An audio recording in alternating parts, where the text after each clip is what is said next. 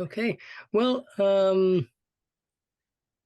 so my name is Gopal Krishnamurthy. It's Krishnamurthy spelled with a T-H-Y and not T-I, not the nothing, no relation to Jiddu Krishnamurthy, well-known educator.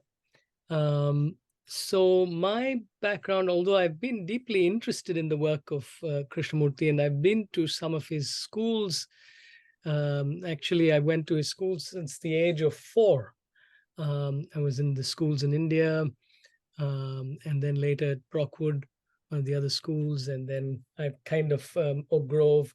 So I've been to several of his schools, and then Center for Learning, which was a school not under the official foundation, but an independent school that started with a group of a teacher-run school, which was really started by a group of people interested in Krishnamurthy's work and its implications for our daily lives. So I've a sort of long-standing interest in some of the questions and challenges Krishnamurthy raises. And I myself taught a range of subjects and been including environmental studies, theater, physics, mathematics, and so on. So I have a long-standing interest in teaching and learning as well. So I think that's a brief introduction. My area of research or study was to do with teacher education, and since then it's been the kind of core focus has been teacher education, and my research was gesturing towards teaching, and it was just a kind of close look at what a particular teacher did and said in terms of actually the actions, 52 seconds of what the teacher did and said, and that could, if we also attend closely to it, that could transform the kinds of questions we have about education. So after all these years, I guess I'm left with more questions than answers. I think that would be the best introduction of teaching and being in the field. But yeah, I'm very happy to see you, and I'd like to hear from you. Please introduce yourselves, and I'd also got a prompt, and maybe that prompt will help also get the introduction going. So.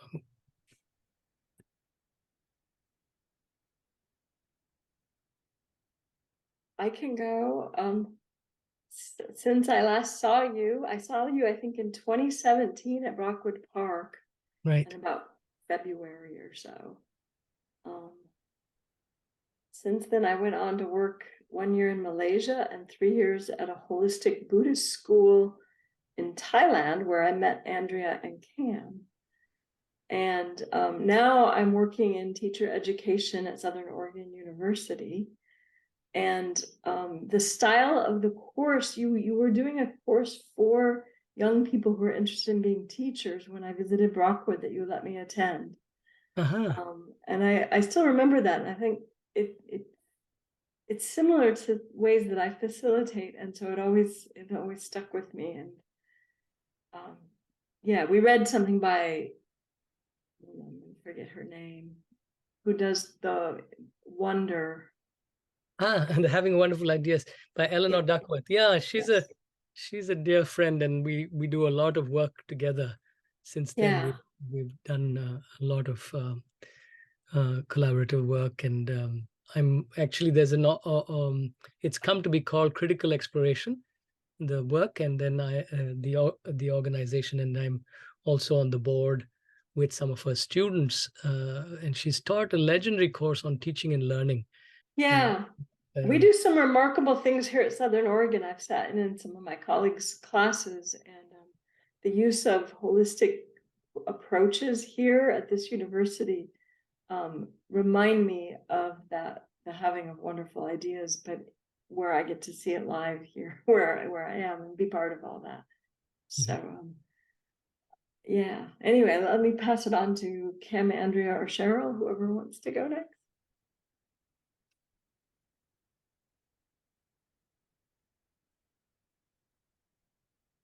Hi, I'm Cheryl Morris. I've been studying holistic education on my own since having studied Montessori, that's where I started. Montessori wasn't enough for me somehow. And so now I try and find as many groups or books that I can read about holistic education. There's a lot there that is on the periphery, shall I say. I mean, there's like consciousness changing, there's social justice. So a lot of that gets into my reading as well. I think that's enough.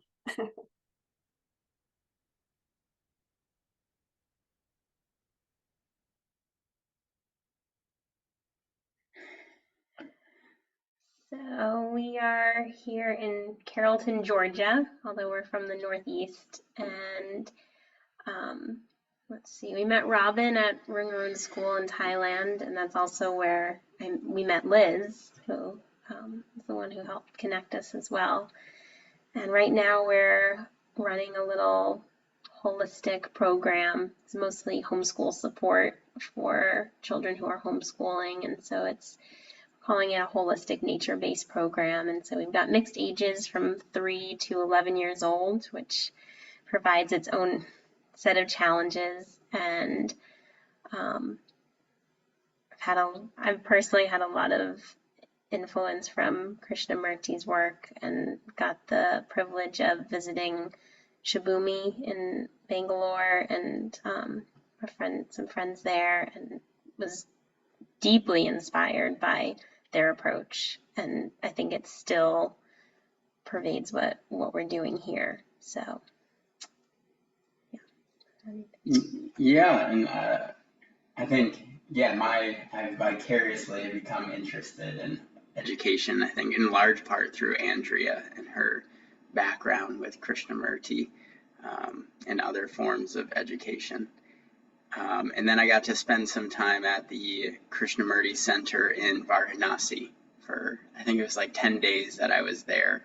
And that was also really inspiring. It speaks to my rebel spirit so well, these teachings. And so then we got the chance to go to Ringaroon, where I got to experiment with creating my own curriculum and making it happen for myself, and with very little authority over me.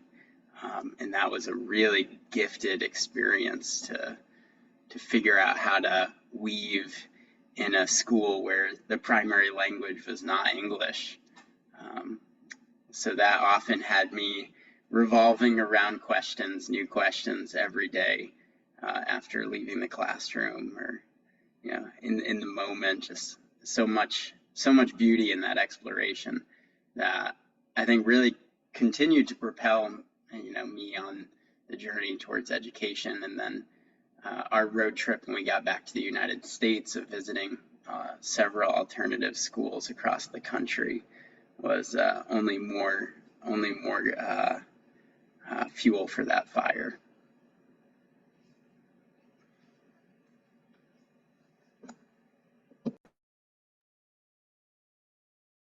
Okay, thank you. So I guess just looking around, I might change plans a little bit, and then maybe I'll say a few more things than I intended, and then we can sort of just go at some of the material. I thought we'd look at some scenarios and really try and look and identify where we locate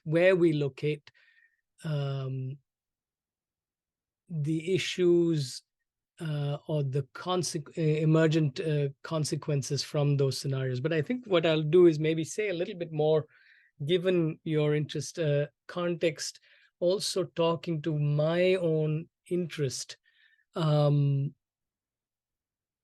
So I think, when I hear the expression holistic, that's why the title was Negating Fragmentary Approaches and Positive Ideals in Education. When I hear holistic in some contexts, I've somehow often heard of it as a kind of aggregation of different parts.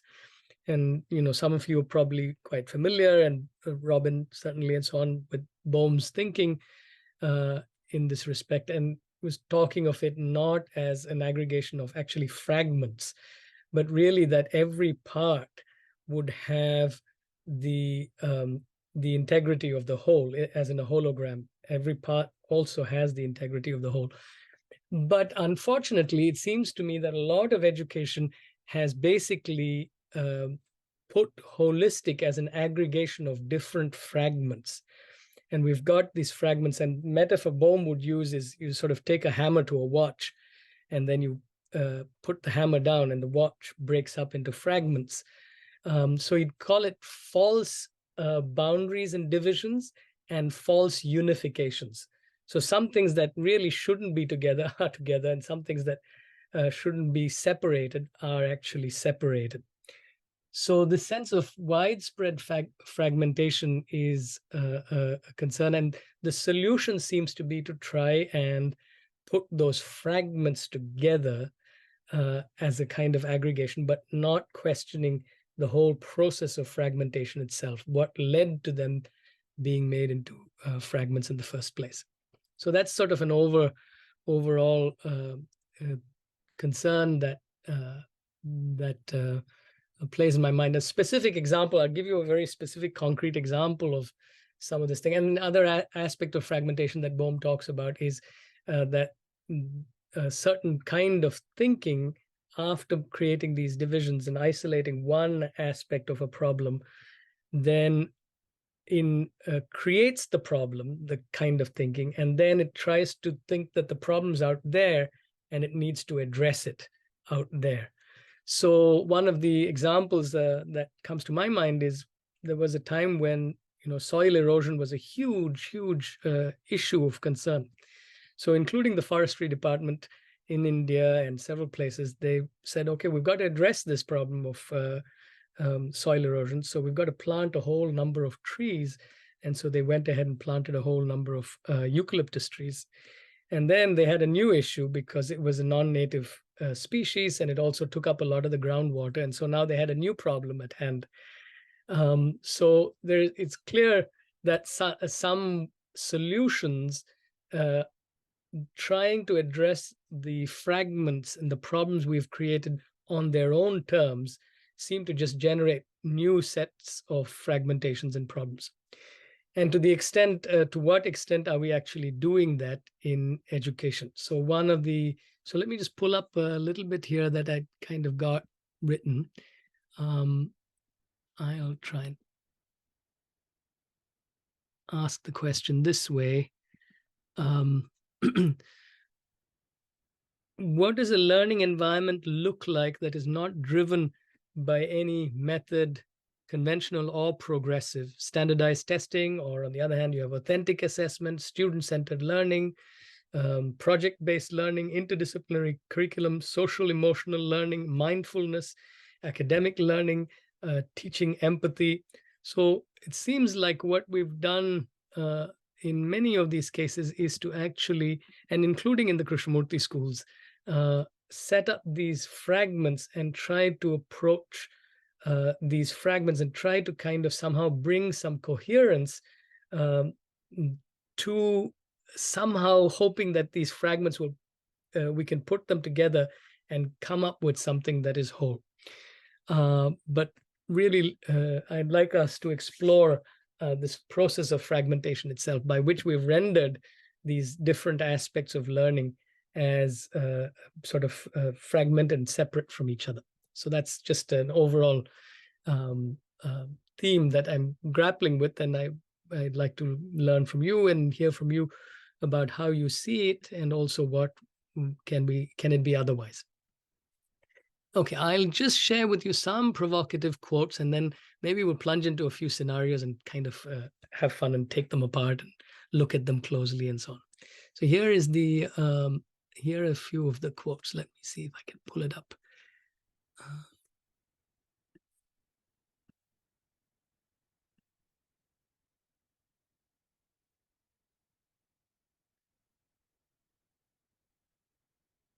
Okay, so this is from Krishnamurthy, and it kind of relates to that previous question that I raised. and this is and it's from Education, the Significance of Life. And Krishnamurthy says, let us not think in terms of principles and ideals, but be concerned with things as they are. For it is the consideration of what is that awakens intelligence. And the intelligence of the educator is far more important than his or her knowledge of a new method of education. When one follows a method, even if it has been worked out by a thoughtful and intelligent person, the method becomes very important. And the children and teachers I've inserted are important only as they fit into it. One measures and classifies the child and teachers and then proceeds to educate them according to some chart. This process of education may be convenient for the teachers, school boards, and administrators, but neither the practice of a system nor the tyranny of opinion and learning can bring about an integrated human being. So that's one quote. And then in line with the whole eucalyptus tree analogy, along with that, this is from Jules Henry in 1963, Culture Against Man, Random House publication. And here is the quote.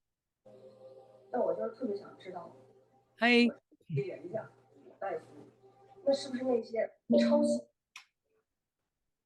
We have iPad. Hello, iPad.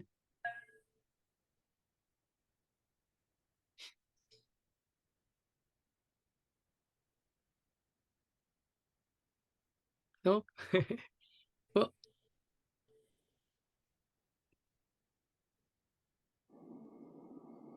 hi, just so you know, we're in a discussion on educational matters.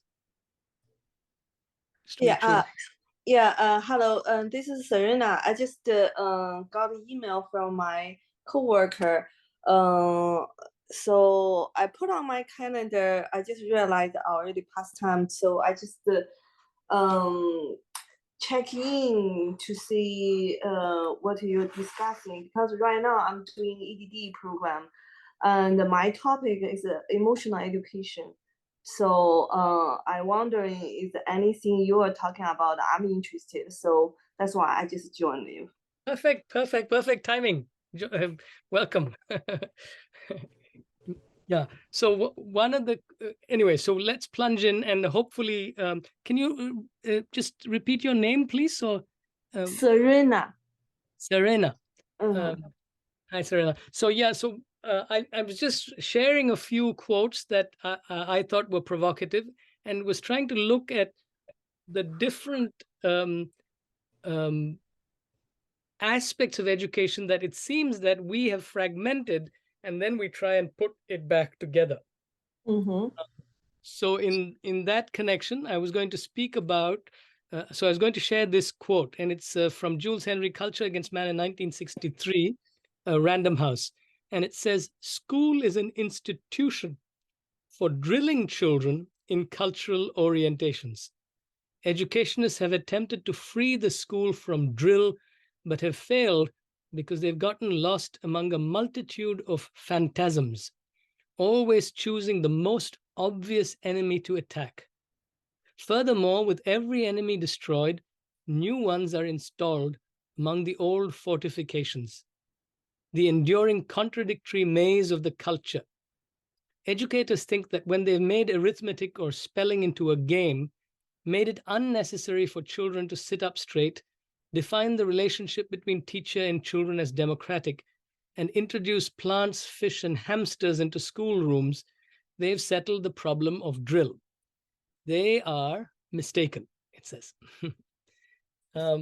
So I wanted to share that quote, and Jules Henry, and this article was written in, as I said, in 1963, but some of the scenarios that Jules Henry talks about seem to me to be relevant even for today. And they were very particular scenarios, and he points to how we've tried to locate or address a problem, for example, the authority of the teacher, and what it has led to is another set of problems. Just like in the soil erosion and the eucalyptus tree analogy, it seems that our actions, because of a certain framing of the issue and fragmentation of the issue, has led to a series of actions that then actually create new problems. So some of the problems we were talking about, for example, is to separate academic learning, for example, or mathematics from what one might call social emotional learning, or social justice as separate from a concern for excellence. So those kinds of divisions, and then trying to address them in this divided fragmentary level has just led to a further problem. So here's one scenario. And it's a bit tongue-in-cheek because I want to add some maybe color to the scenario.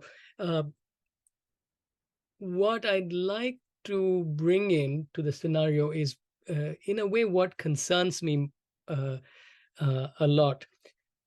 For example, for those of us, when we've considered education deeply over many years, we see somebody say, strike a child or punish a child. It seems that's very obvious, that the kind of visceral reaction it evokes, at least for me. I want to make sure that that is definitely not the kind of education I would want for any child, nor for my own child if I had one, right? So that's but this kind of the destructive nature of addressing a problem on its own terms, even when it's well-intentioned and kindly, is what worries me now quite a bit. Because I think the basic paradigm of education has not changed. And kindness, the seeming kindness, can be really, if it's addressing problems in this way on their own terms in a fragmented way, can really create very serious problems too. So that's my concern. So to take it up, what would actually, how would we locate the root of some of these? What's the issue with the particular scenario I'm talking about? And what would be the root issue, and how do we address it without just looking at it in isolation? So the tongue-in-cheek coloring of the situation is, here's a modern progressive school, and they're very concerned not just with academics. I've used those words, not just with academics.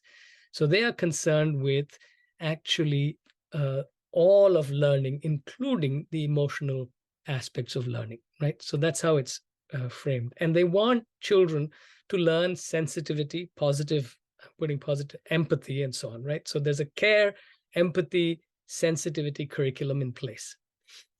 So here is what gets enacted. A visitor comes into this classroom. Scenario one, visitor comes into this classroom, and the teacher says, which of you wonderful children will help, let's say, Andrea with her jacket? Which of you wonderful children will help Andrea with her jacket? And there's a sea of, hands going up in the air. Some children do it, and some children just don't seem to want to do it.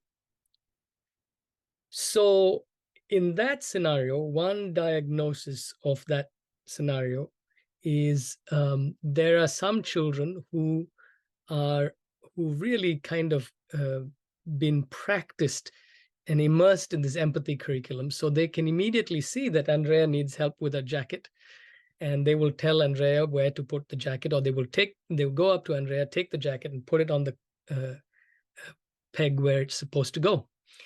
And the kids who are either new or who are really thinking mostly of themselves or daydreaming or something, are kind of not interested in being helpful and friendly.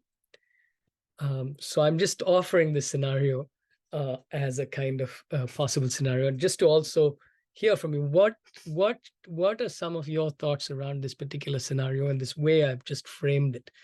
How do you see this scenario? And I am, as I said, in tongue-in-cheek, I'm saying that this teacher is seeing this problem in this way, is saying that some of these kids have just come from only looking at the academic aspects of learning, and we really need to nurture empathy and care and so on. And some of the kids seem to be getting that, probably either because they've kind of, in their character or personality, they're more empathetic and kind, or because the home background, they've got a really nurturing family environment. So they're more disposed to that. Whereas some of these other kids, maybe it's the social background, maybe it's their psychology that they're not helping Andrea with her jacket. So I want to say something about it because I've been studying of these emotional things. I've been taking SEL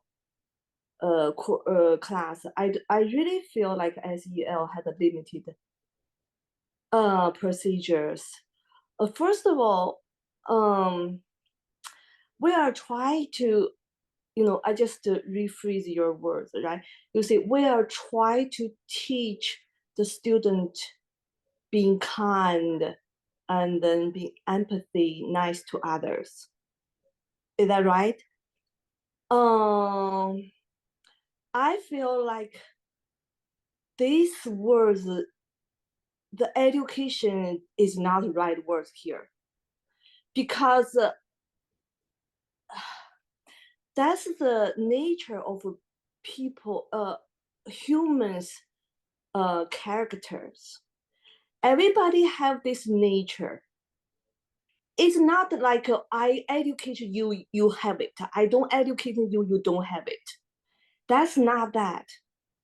So that's one thing I feel like that's something I really need to think about it. Another thing is that when I take a SEL class, because I'm doing ADD right now, how do you say that? Oh, like they think I teach students to be kind to others. Okay, I teach students to be nice to others, and then the student gonna be happy. They said that this is scientific proved. I really have a question about this part because I know when a people, if they are happy, they are really, really peaceful or happy, they will helping others. They will be kind to others. That's not a problem. But it's not backwards, not two-way around. It's not backwards. It's not like the people who being kind to others, who helping others, who can be sympathy to others, and those people a happy person. That's not different. That's not the same thing. So right now the ESL is trying to educate students to do the things like the happy person gonna do, and they think the educate students do those things and the student gonna be happy. It's not. That's something really, really bothers me, and that's why the SEL doesn't help much, because you don't resolve the bottom issue. The students have an emotional problem, they have a mental problem. It's not like you teach them to be kind to others and then resolve the issue. okay, so let's just go around some more response. Thanks. Mm-hmm. I can jump in. So didn't she hit the nail on the head when she said about a happy person will help somebody else? So what are we after? We're after helping children be happy. And when you spoke of root issues, I got to thinking about what is the root issue for me of fragmentation, or what is it, the root issue of schools not working, I guess. And for me, I'll probably end up making this sound too simple, but to me, it's children, students not having enough choices. They have little power. And I think a happy person has choices. A happy person has more choice in what he wants to study, what he wants to do next. That doesn't negate any any time for drilling even, or serious studies. But at some point, every child should have the opportunity, the question put to them, what would you like to do? What would you like to study? And even if they don't have an answer immediately, they know that that question is there, and it's there. They're being asked to answer that, and they can see their peers answering that question for themselves. And so they start to think in terms of, what do I enjoy? And at the same time, you have adults watching to see what the children engage in, and presenting them with material that they think that they would enjoy. So the root problem of an unhappy person is having a few choices and little power. I think I'll leave it at that. So I'd like to just connect it and then follow up with inviting the others to speak. So I'd like to keep the focus on this particular scenario, the hanging up the coat scenario, and to bring in those elements of what do we do with regard to empathy, teaching empathy and consideration and care. What do we do with regard to teaching happiness, if the focus is now teaching happiness to those children in that scenario? What are the relevant ingredients in that particular scenario?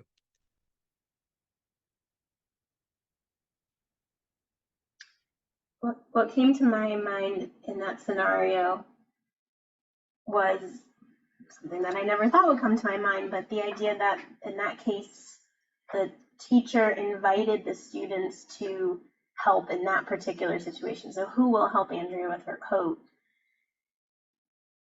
Rather than it coming from the students themselves, where they see a natural situation and they're responding to it without feeling like directed toward it. So, and maybe connecting that to that sense of happiness, or feeling that it came from them. If that provocation maybe wasn't there, how would that change the situation, where it's not just about raising your hand, but naturally as a student sees someone struggling, they have a natural inclination to walk over and offer some help. And then how does that affect them in a different way than having it be because someone else kind of maybe push them in that direction, or that now's the time to help. Look, now's the time to help, but that's not the case. It can be any time.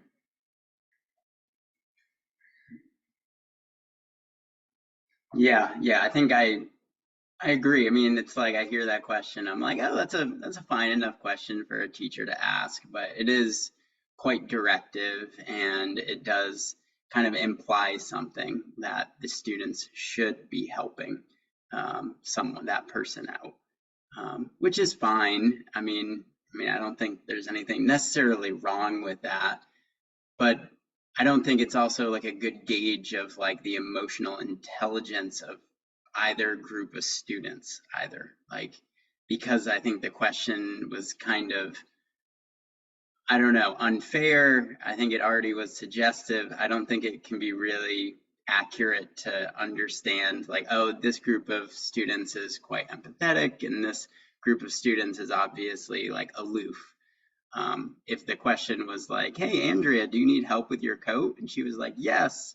And then, a bunch of students maybe put their hands up, then maybe it would be like, oh, okay. Like they see that she has a need, they're listening to her need, and they're responding to her need by offering assistance. They're like, oh, well, that's pretty cool. And then I think I would have more of like a fair assessment of the students that were tuning into those more emotional feeling frequencies. To me, the whole situation is very, only one person can help somebody with the coat. And there might be a lot of kids that are paying attention to other things in that moment. And it has nothing to do with their empathy or their not empathy. It's an obvious thing that only one person can help that guest with the code, or maybe 2 or 3, but not a whole bunch. And if the other kids happen to be, their attention is somewhere else at that moment, they wouldn't have raised their hand because busy classrooms, that's just, other things are happening. So yeah, it feels like a very limited way for interpreting anything about social emotional learning or kindness, because it's such a narrow window of opportunity for kids to show who they are in that little space. Okay. I'll also share with you another scenario. The one thing I wanted to share with you is Jules Henry's read of that situation is very bleak. It's a lot stronger than some of the things you suggested. He has said that actually that question of which of you children will help Andrea with her jacket pushes children into what he calls absurdity, and basically it's a classroom based on what he calls competitiveness and hatred, because he's saying that here is an absurd situation when social emotional intelligence or empathy is being seen as premium, right? So I've got to demonstrate that.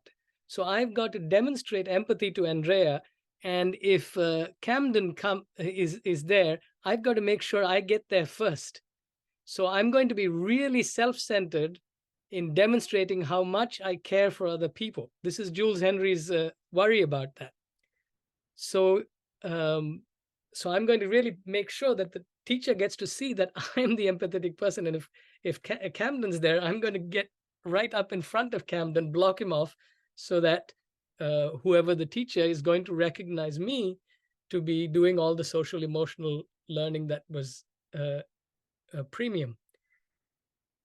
So what for me is something that I worry about, and also hearing what I'm hearing is, if any aspect of learning becomes a desirable end, then verbally or non-verbally, children will detect that. And if that has measurable, it needs to be demonstrated in ways that are measurable by anybody, the adults or the peer, then children are going to try to exhibit that in order to meet those particular expectations.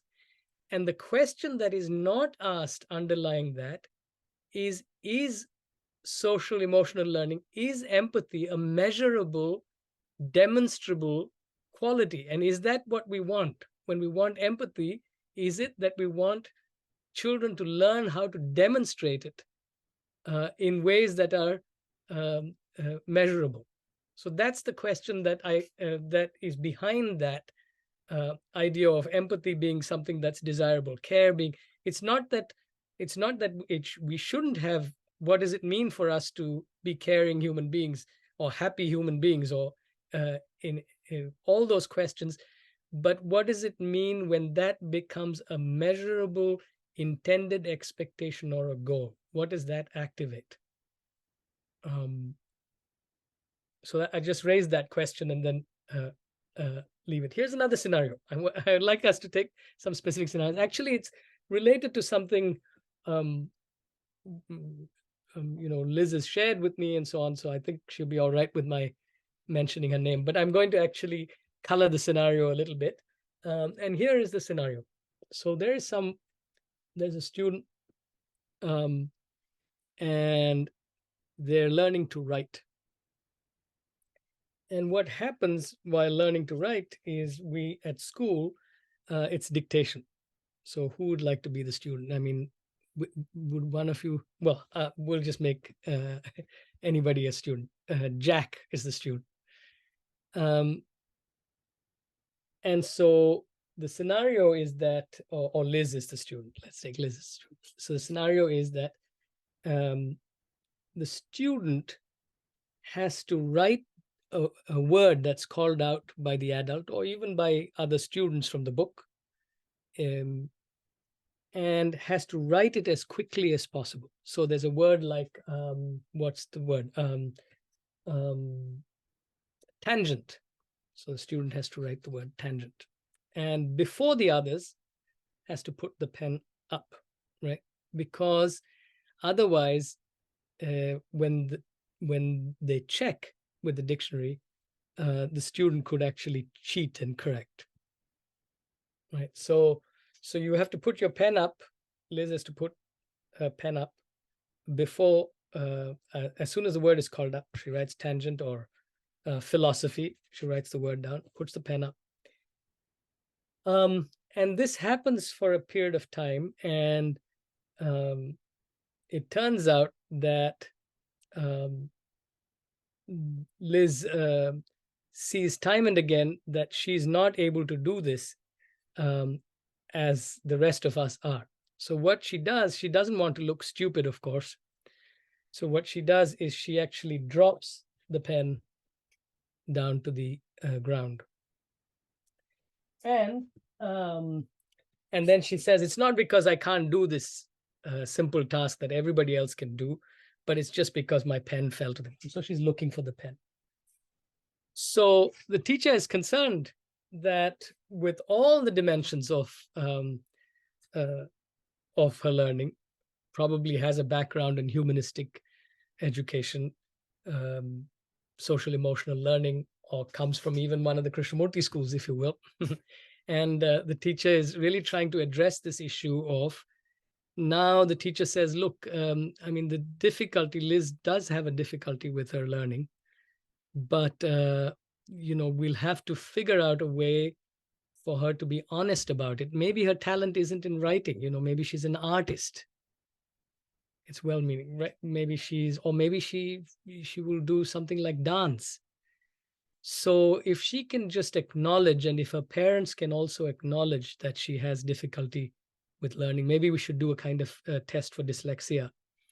And then if we can address this difficulty without her having to be deceitful about it, then we can actually support the child.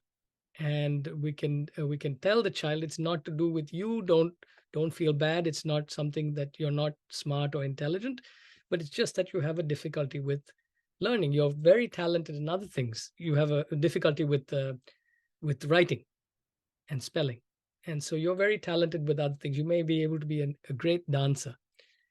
So let's just help you, support you, so that you can actually work through this. And let's get your parents and get a learning special needs specialist to help you with your problem. And we will try and address it at all levels, not only with your writing difficulty, but also with the emotional pain that goes with seeing yourself as stupid or so on. So here's the other scenario. What is your response to that? Again, I mean, even the teacher who whacks the student, with a stick, it's easy to condemn that as saying that's ill intention. But even that, for a moment, I'm not saying it's right, it's justifiable, but even for that, I have seen teachers with a lot of concern for young people who exercise a certain kind of authority. It's not ill-intentioned, it's just incoherent as a response. So as I said before, I'm concerned about the more kindly acceptable responses. So now here is a kindly response that we might encounter. And so what do you see? Is this okay? Is there an issue with it? What kinds of questions emerge for some of you in looking at this particular scenario?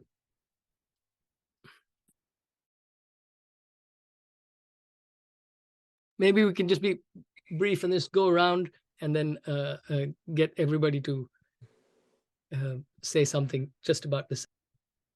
I'm right now teaching middle school, elementary school and middle school. I don't do dictation until third grade. So fifth grade and sixth grade, I'm gonna do a lot of dictations. This happened a lot. Now, Student cannot do dictation at the beginning is very common. But I always talk to my student, tell them people are different. They don't need to compare to others. So when I do dictation for the younger kids, like 3rd grade, I said, okay, I say something, you write it. So we have everybody have a small chalkboard. So after you're done, you close it. When you ready, you raise your hand. I wait all the students ready, raise the hand. I said, okay, I see 1, 2, 3. You turn your chalkboard and see who did right. You know, it's a game. At the beginning, I put this as a game. It's not like, oh, if you didn't do it and you're gonna be stupid. So I intentionally said, oh, after you ready, I said 1, 2, 3. You turn around. I do not look. I don't look. You look to each other's. Okay, you check each other's. So I don't put the teacher's authority on the top of it to give them less pressure, because dictation is not the result. More important is the learning process. I want them to learn. If they didn't remember it, how can they learn from it? If they didn't remember it, it's okay. They just need to write it 10 more times until they remember it. That's the most important thing I want them to learn. It's not like, oh, I couldn't do the dictation, I'm stupid. That's not the thing. So to the middle school, I've been doing this since 3rd grade until the middle school, every time, because Mandarin need memorizations. Every time I go to the class, I give them dictations. I don't talk. I just give everybody paper and you do dictations. So I usually do the dictations, and after I done, they know the right answer. They can check themselves. If they made a mistake, that's their homework. Okay, thanks. In the interest of time, I'm just going to shift Sure. it around so other people also get a chance to respond. Yeah.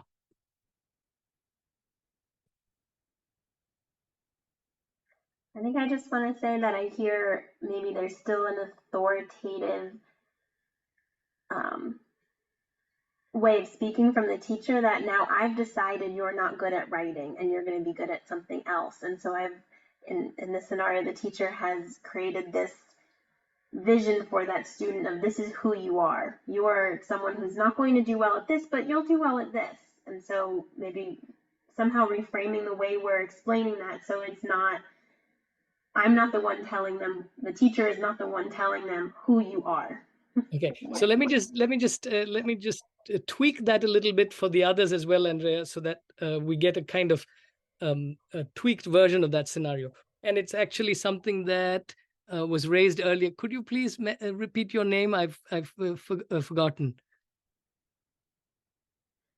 Yeah, Serena. Serena. Okay. Yeah, thank you. Thank you, Serena. So in the way she spoke about it, there's a possible variation or a tweak of that scenario where the teacher isn't making the determination. They might, close the book and they might look it up later with the dictionary to find out how many they got right and how many they got wrong. But even in that scenario, even if it was peers that were deciding or the so-called book that was deciding what the right answer is, over a period of time, I realize in a game which is about whether we got something right or wrong, whether we won or lost in a game that's framed that way, I'm pushing it here. I would say, even if the teacher didn't tell me, I'm getting constant evidence. Look, Robin, all the time, she does it quickly, much quicker than I do. And she later, when we look at the dictionary, she gets it right. And I've been trying and trying and trying, and every time I do it, it's everybody else. It's Robin and Cheryl who get it right, but I'm never able to get it right.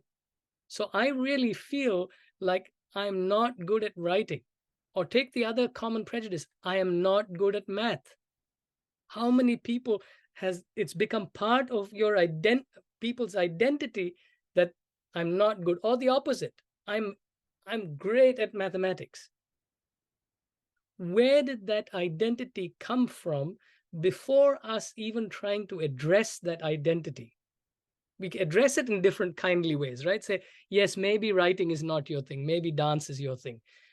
We count on multiple intelligences to kind of do that kind of addressing.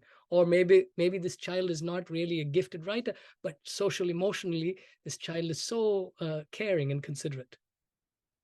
But where did that measure and that identity come, and what creates that identity?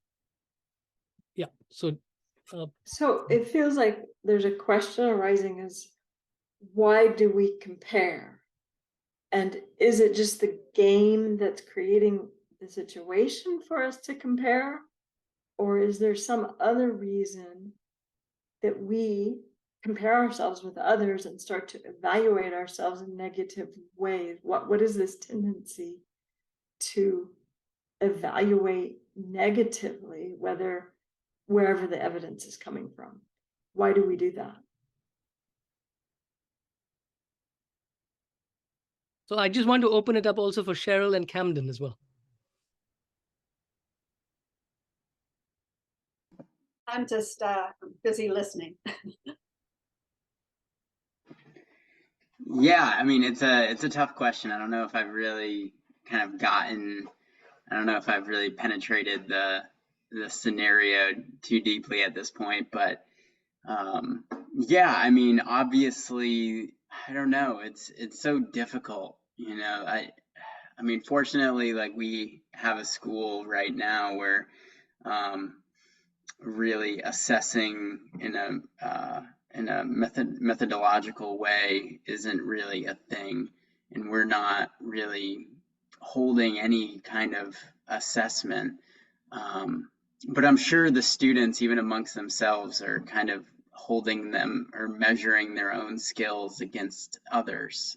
Obviously, we had one student this past week that didn't want to read when one of the older students was in the room because they felt, I think, too shy, maybe too embarrassed about their reading. And it's really interesting. I mean, it's probably baked into the society and creating hierarchies and, a dominant understanding and knowledge base. And yeah, thank you. I want to say something about it because in my class, there are some students good at dictation. There are some students don't good at dictation. You tell them or not, they're gonna compare because there's a one class, right? And I'm teaching in private school, and then class just students. So I've just got this. So I want to take what you just said and raise a question there. So one way of actually proceeding with that, which is what we started with, we frame or diagnose an issue and then we try and address it. But one of the questions I raised at the beginning was, what if there's an issue with framing? So I'll explain what I mean. So one thing is to say that it is the case that some students are good at dictation and some students aren't good at dictation, or some students are good at writing and some students are not good at writing. How do I support those students who are not good at writing? Also, how do I support those students who are gifted and talented to actually stretch themselves? But I'm going to raise another question. What is it in my whole outlook, in my seeing the situation, has seen the situation as some students being good at something and some students not being good at something, that is going from a point A to a point B in accomplishing a particular task? And can I see the situation otherwise? If we don't ask, and then as far as the game goes, to ask the question of where is this urge for competition coming, I'd also like to say that alongside the so-called internal process that over a period of time we are conditioned into, we are consistently playing the game of school and being put in different circumstances where some of us are better than others, quicker, better than others. constantly, a game of sort of a win and lose. My being able to do something quickly is at the expense of somebody else not being able to do that. So the game goes in hand, what the world outside goes hand in hand or mirrors the world inside. So I learn evidence from the world outside to the world inside. Yes, Andrea is actually much smarter than me. And lo and behold, when we come out of school, it turns out to be true. Andrea is able to actually do that task, whereas I'm not able to do it. When did that dictation, that task set up in that particular way, become acceptable as a way of learning writing? That somehow you have to write as quickly as possible and put your pen up, because later if you corrected something, that's called cheating. It's not learning from your mistakes. If I corrected something, it's not learning, it's called cheating now. Suddenly it's a new game that's been activated. And now I'm part of that game, and I'm inheriting the game and all those games I've played along all the way, including what the games the teacher and my peers have played. And then, lo and behold, I'm competitive. It reminds me a little bit when I first moved overseas to the Sultanate of Oman, and how all my students copying from each other was how they did things. And if I said that was plagiarizing, that broke the rules of their society, because in their society, they help each other. And suddenly I was bringing in a new dynamic, being a Westerner in an Arab country. And I realized I had to really rethink my own understanding of learning with respect to what plagiarism is and what it's not. And yeah. And the culture of schools, a friend of mine has this example when his daughter, at the beginning, she was drawing violet flowers, and she was asked why all her flowers were violet. She said, because Saul, my friend Saul, draws violet flowers, and I like Saul, and when we grow up, I'm going to get married to Saul. That was the reason for drawing violet flowers, right? Few months of school, what happens is what he calls the shield maneuver.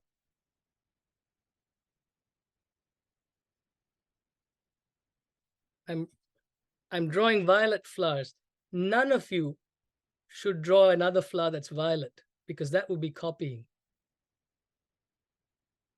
As though there's some shortage of violet, in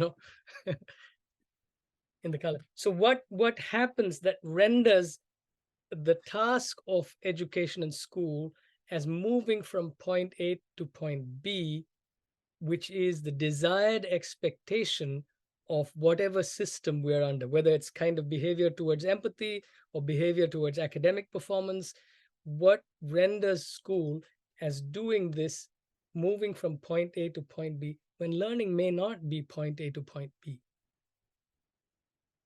And can it be otherwise? And it seems this is where this is what seems to me mysterious, and also in the way we think and operate.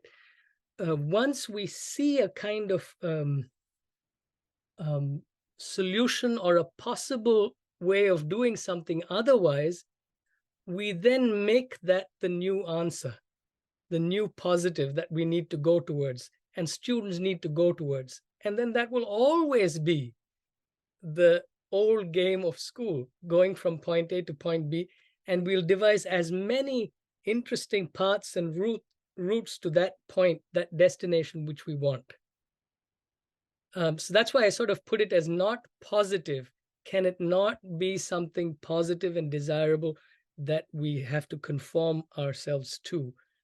Is it possible not to just have that destination, and yet to be learning, to be stretching, to be working at things? What you're suggesting, though, is it to get rid of objectives? Because that's such a major thing of how curriculum is designed. I love it, but that's huge, really, if you stop and say, we're going to teach teachers to teach without objectives. So how do we start that task? Suppose we want, so then, I mean, that's a paradox right there, Robin, in terms of how can I teach teachers to teach without objectives, without that secretly becoming my objective? So I have to start with, as where the old saying goes, start with where we are. But that seems to be the most difficult. Everybody says we want to meet the child where the child is. We want to see where they are. But we're always, or often, we're seeing somebody with regard to where they ought to be. We say repeatedly we need to meet people where they are, but I don't even see you where you are. I'm seeing you only as somebody with regard to where you are. Oh, Robin really needs to learn this thing, this new approach, which has no objectives. So how do I actually teach her to get to this place which has no objectives? I mean, this is sort of the absolutely absurd paradox of those of us who've become accustomed to this movement from point A to point B towards an objective. So rather than having objectives, then you're just being with students. You're just being. And maybe having like an emergent classroom where their ideas come up and you follow through with their ideas. So what would that look like in this particular scenario of writing? What would I do with writing? And then also, I'm being, it seems the challenge is while I am being, I am also seeing this huge current of conditioning in me to shape, guide, move towards particular destination. Well, just stop yourself. I'm joking. Hey, go for it, Cheryl. I mean, what does one do? I'm sorry? What does one do? How does one stop oneself? Say more, say more. I'm curious. It's just that we're all conditioned by our own past, our own experiences in school. And if we are all working on changing our consciousness and trying to decide what's important and what's not in life and in school, where am I going here? I get your point. It's like we try to conform and we try too hard to be, we're very mechanical, or we can be. Teachers can be very mechanical.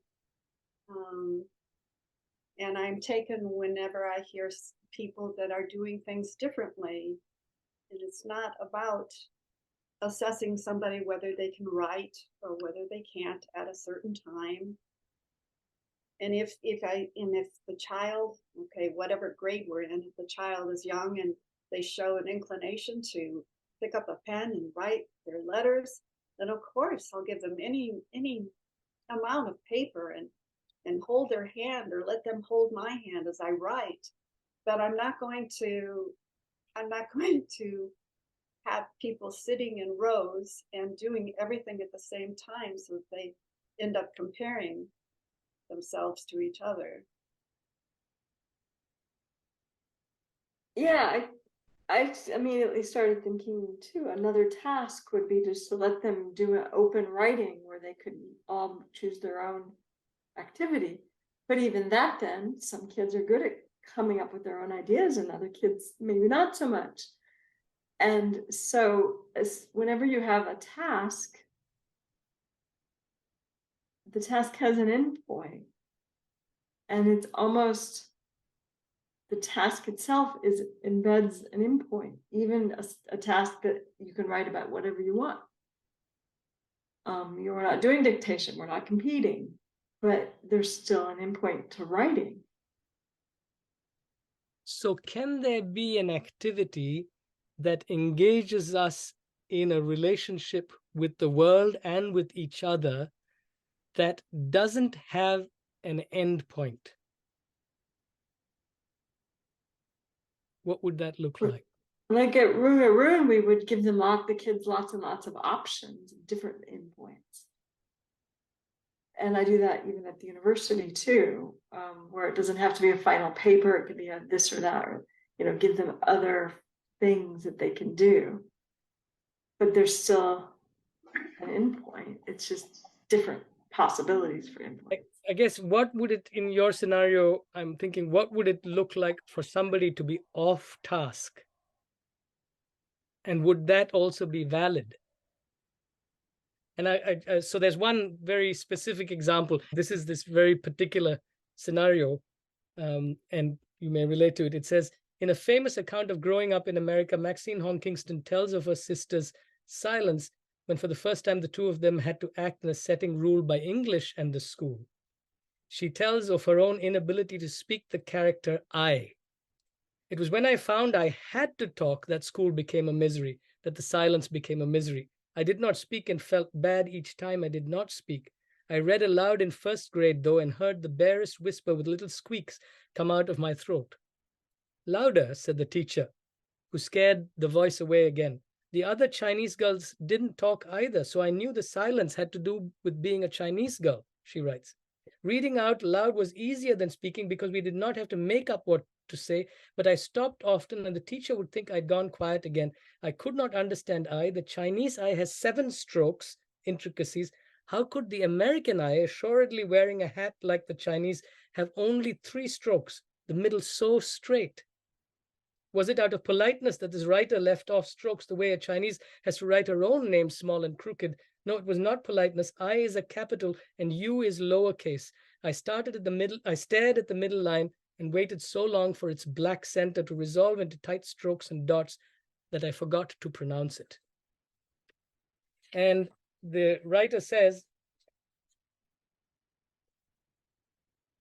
we must return to the original moment when a child who was not quite yet Maxine Hong Kingston confronted I on a page in the midst of a classroom filled with children and a teacher in the context of a school filled with still more children and teachers, along with administrators and other adults in the context of a school bureaucracy in a large city and so forth. At that moment, everything is in suspension. Nothing has happened. And then the child's delay is noticed. It's noticed as a delay. It is noticed by another human being, but not just any human being in a neutral setting. It is noticed by a teacher, not a janitor, in a school and not at home, during class time and not on the playground. Suddenly, the difference between performance and the teacher's expectations has been made into a difference that can make a difference in the biography of the child. The delay has become a failure in need of explanation, evaluation, and remediation. The child's act, in this case the non-act, has been recognized and identified as a particular kind of act that must lead to further actions by possibly a host of other people, well-intentioned people. In certain schools, but not in others, the act made into an instance of school failure itself can itself be used as a token justifying even more consequential identification. The particular act is taken as exemplary of the kind of acts performed by this kind of person. It is now the child rather than the act that is identified as a success or failure. The act may be used as a token justifying the identification of the school as a whole. There are successful and failing schools. This can be extended to characterize a group with whom the person is identified. On this basis, arguments are made comparing the success of recent immigrants from the Caribbean to that of native African Americans, and so on. The I disappears behind a me, behind a persona in a cultural drama that others have constructed with what the child has accomplished or hasn't accomplished. I know. Yeah. So can we do something that is not in this framework? Something that happened recently is coming to mind about one of our students, and we walk to the local beach with our students on Thursdays. And this past Thursday, one of my students didn't have a swimsuit. She didn't get to swim. And so as we're walking back from the beach, she's saying she really wishes next time that she had the right things. And we're talking about, okay, well, what are the types of things you want to bring? Swimsuit and towel. And we get back and she's really eager to make a list. She's 8 years old. And then I noticed this moment of, this is an opportunity where she can write. We can work on that. But it didn't come from me at all. It completely came from her, and she had that interest and motivation on her own to want to write. And so there was no activity in my mind. It felt really spontaneous. So I don't know if there is an activity that could be without a goal, but there's a way of being in the presence of your students and listening to them and in the natural situations that arise. And then when something arises, following with that. So I'll take that framing a little bit and then just take one aspect of that, Andrea. So one of my concerns with that, with a certain version, I'm not saying you framed it that way. One of my concerns with that is in some progressive pedagogical approaches,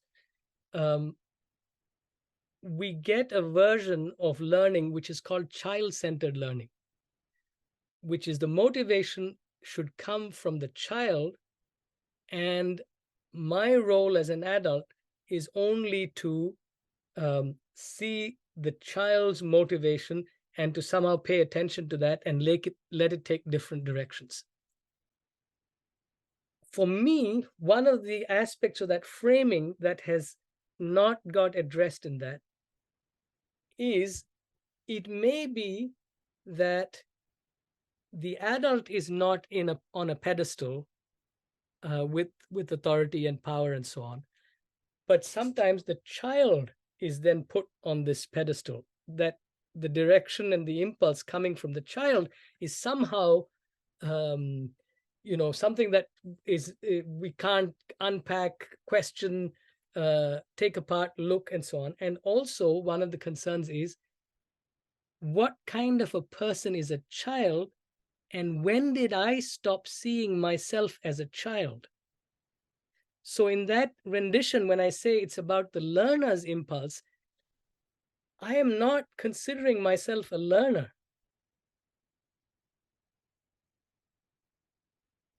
That is a gentle version of something that's equally patronizing, because I've already said it's this child, and I can say it in a very kindly tone. But when did it come to be that I no longer consider myself as a child? What is the difference?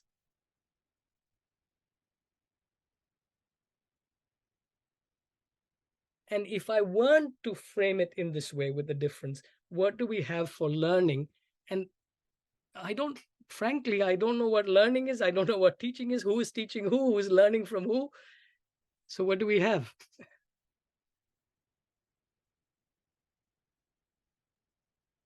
So let's just go around quickly. I want to make sure that everybody who wants to can share their response. So I've not taken it over. So let's just, any further responses?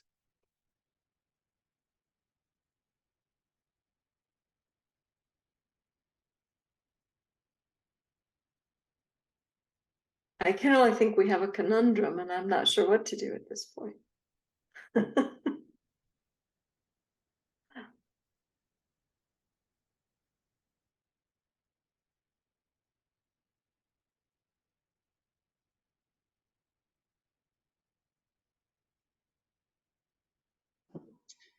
Yeah, there's certainly a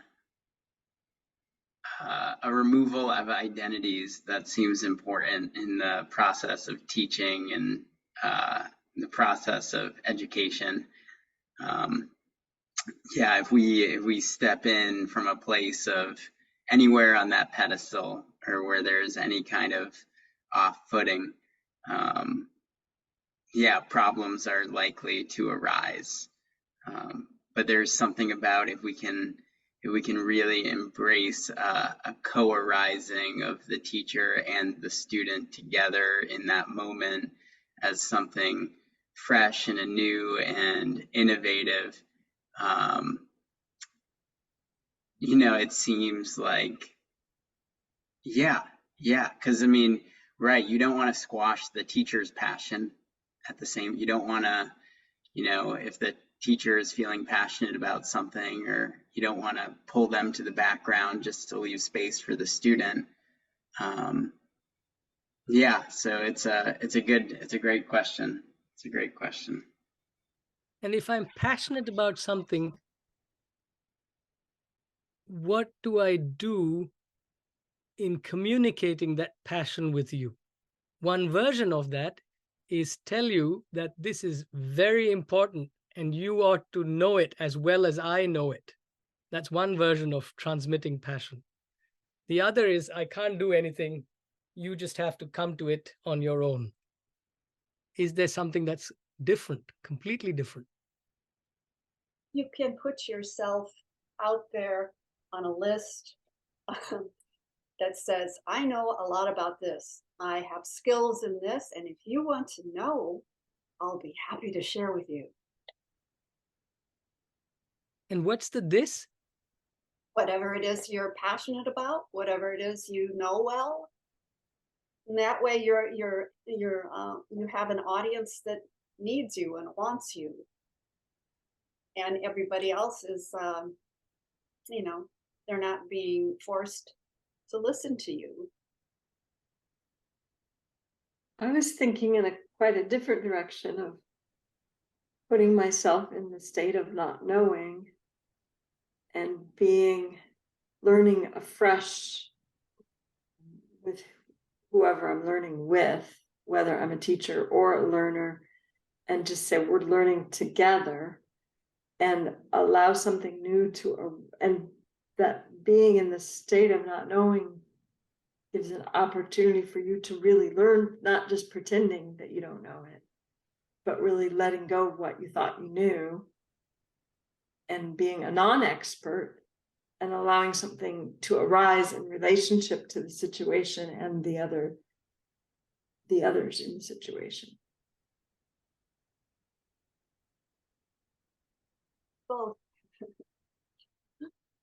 Both and.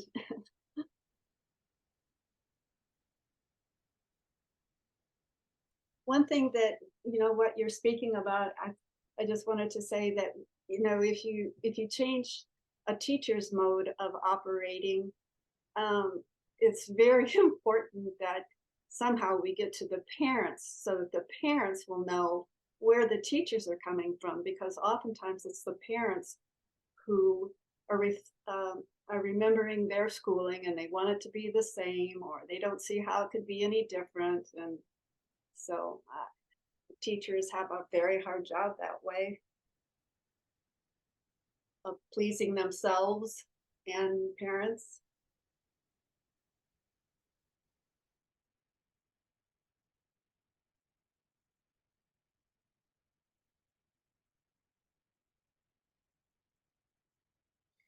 Serena hasn't spoken in a while. Maybe she wants to, and then maybe we'll think about concluding pretty soon. We've gone a little bit over. I don't know if I understand correctly. You are talking about passion, teacher's passion. I feel like if the teacher really, truly have a passion, it's not pretend to have a passion, the student can feel it.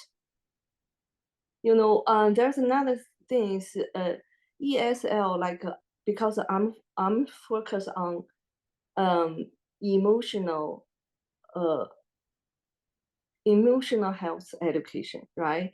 So the emotion, the mental thing, the emotion is not a mechanic skills. It's not like you do this and then you got the emotion, or you do this and then you got this emotion. The emotion is something you can feel it. That's the only way you can learn the emotion, the other people's emotion. So if the teacher really passionate about something, and the student can feel it, and that's the most important thing the student learn from the teacher. And that's the love, the teacher's love for this subject, and bring this love to student.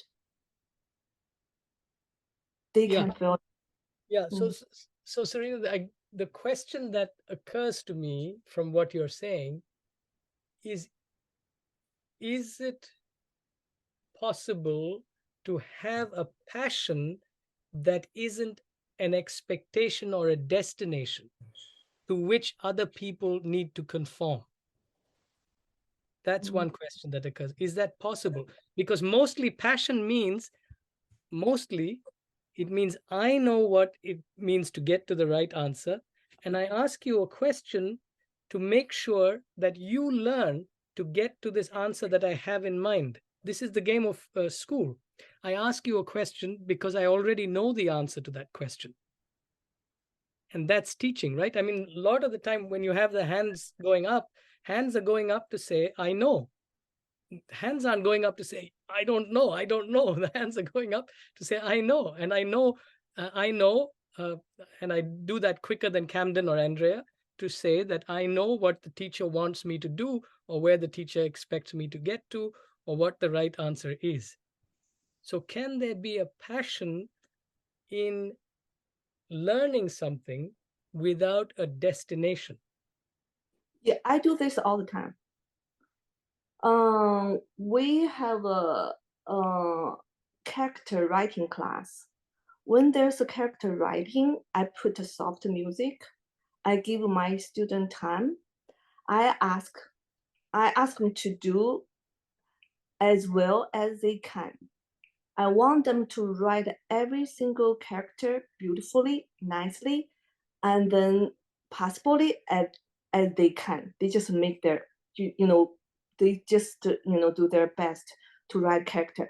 I said, I want you to try your best to do how well you can, not how much you can. You don't show me, oh, I write 20, I don't care. I want to see how well you take your time, write this character, and you really love this character you write. So that's why my Mandarin class is one of the favorite student subjects in our school, because I'm not judge them. I want them to enjoy it. Like you do the character, all the other students, especially the Western student, they hate the character, and some teacher, they just avoid to teach the character because it's too much for them. But my students, they enjoy it because I give them time to enjoy it. Like you have to show the passion is like, it's not like I know this, you don't know, and I tell you what to do. The passion is like you really love this subject, and you feel it's so interesting, it's so beautiful, right? That's why you have a passion for it, right? The passion is interesting and beautiful, and you really enjoy it. So you're gonna bring this to your teaching. If your student can feel it, they can learn how to enjoy this subject. They can learn how to find the beauty in this subject. So it's not like, oh, you pass the test, or you do this. So even in my class, I do dictation. Some students do faster, some students do slow, some students don't remember it. It's okay. They don't mind, they still like it. And another. Yeah, so I want to take one question up, and then I guess in terms of time, think of me, Serena, as the student who doesn't enjoy this. What is your response? I know clearly you enjoy this. Of course, my class, there's a student always don't like Mandarin. It's okay. That's fine. Totally fine. I do not push it. I leave them. And then I usually leave them alone. Because I teach from first grade all the way to middle school, right? So usually those students don't leave me alone. I'm a human being. I'm in your class. No, not that I leave you alone. Just I don't criticize them. I gonna, if they said, oh, I cannot do it. I said, it's okay. You can try later. I do not criticize them. But usually the student, if they don't like Mandarin, I never criticize. I said, okay, as long as you don't interrupt the student, don't interrupt my teaching, that's fine. Because you cannot go anywhere else. This is Mandarin class, right? But if you don't like Mandarin, it's okay, totally fine. That's what I said, totally fine. You don't have to like Mandarin. You are not pick the Mandarin, right? The school put you in the Mandarin class, right? You don't like it, totally fine. That's totally fine. But usually, after 1 year, they fall in love Mandarin. Why? Because everybody in my class, they love Mandarin, and they find the joy in learning the Mandarin. That's the reason. It's not like, oh, I remember this, oh, I don't remember that. Because they are learning the song with their classmates. It's fun. Because they are doing the Mandarin, drawing and the Mandarin something. It's fun. That's why it is. So the other question I have, I mean, I don't want to say that's not the case. I don't know if it's the case or not. But one question I have is, lot of students seem to enjoy competition. Lot of students seem to enjoy winning and losing. And especially after a period of time, winning. So if it seems that the education system or the approach is still sorting people out into people who are good and who are bad. Not in my class. What is behind the enjoyment? Because if you're good at something, you love to compete. You don't want to compete because you don't good at it. Why can't you help your student, all class your student, all good at it? They love to compete. They ask for the game to compete with each other in my class. Sure. Because they're good at it. Yeah, they yes. remember it. I said, oh, I can remember better than you. I can do better than you. That's beautiful. A good thing. Beautiful. Why don't you put in the bad thing? It can be good. So one of the activity, I have the class make 2 teams. Okay, I give the cards, and the two team have to say this Chinese character, and who say the faster, who win. Yeah. And they just ask to do the activity. I said, don't you feel boring? They said, no, it's fun. I said, oh, don't you feel bad if you lose it? No, it's fun. They said it's fun. So I just let them do it. So Serena, here is the scenario. I will refer this article in 1963, Jules Henry, okay? And he takes up this very scenario you're talking about. He calls it spelling baseball. It's not capitals and geography, but it is a game where the teacher doesn't actually pick, where the students are deciding who are on which team, right? They have 2 teams, and then they're choosing who are the other students in this competitive game of finding the capitals or of finding the right spelling. And if you actually look at the video, you can say children are enjoying it, but there's a lot else that's going on. That's being learned. That is, if you're interested in social emotional learning, that is profoundly damaging. And I will tell you a scenario, just a small bit.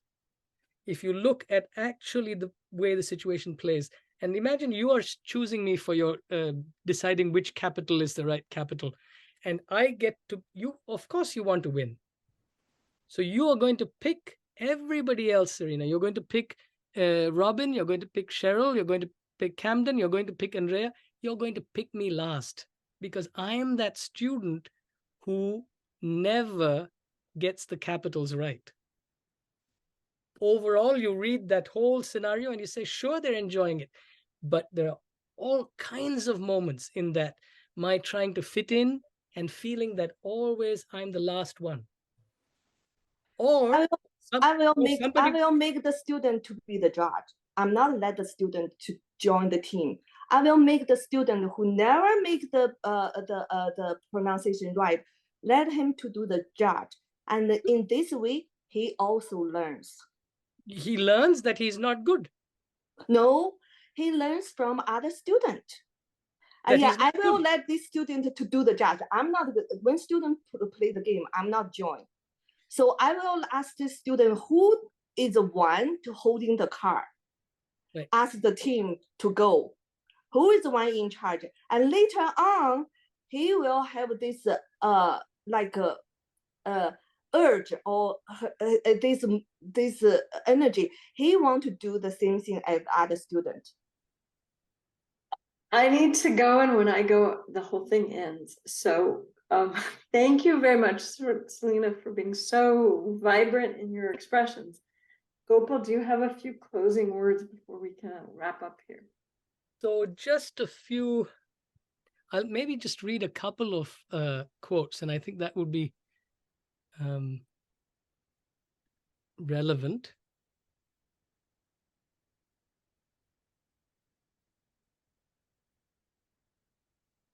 And one is going back to that other part of what you raised also, Robin, in terms of the game and the urge for competition.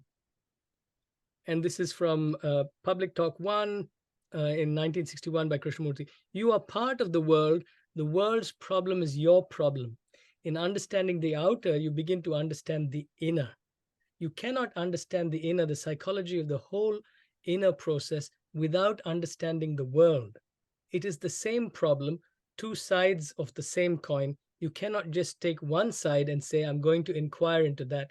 You have to understand the outer as well as the inner. So that's one. And then the other quote I thought is from this thing of, we were talking about objectives and destination. So our inquiry, our observation is not only the denial of every religious thought, every form of ritualism, all the superstitions, and all that faith that man has invented as a solace to his life, which is of misery, that must be totally denied, doubted, questioned, wiped away, so that the mind is totally free to inquire into what is truth. And to find that out, to come upon it, you can't discover truth. Truth can only happen. And to that truth, there is no path. So there is only total freedom. And as truth is not a fixed point, there is no path to it. To find out, to come upon that which is eternal without any direction, without any rudder.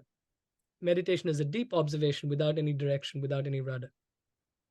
And that's what we're going to do this evening, this morning. So I'll raise it that. What does it look like? What does it mean to inquire into the world outside and the world within without a destination? And what does that mean for education? Thank you, Gopal. Yes, thank you very much. So appreciate you Thank leaving you. us with endless questions. Endless questions. Thank you. Thank you very much. And if you can send us any of those quote sources, I would be interested too. Sure. Oh. Thank you. Take care. Thank you. Thank you all. Thank you, everyone. Bye.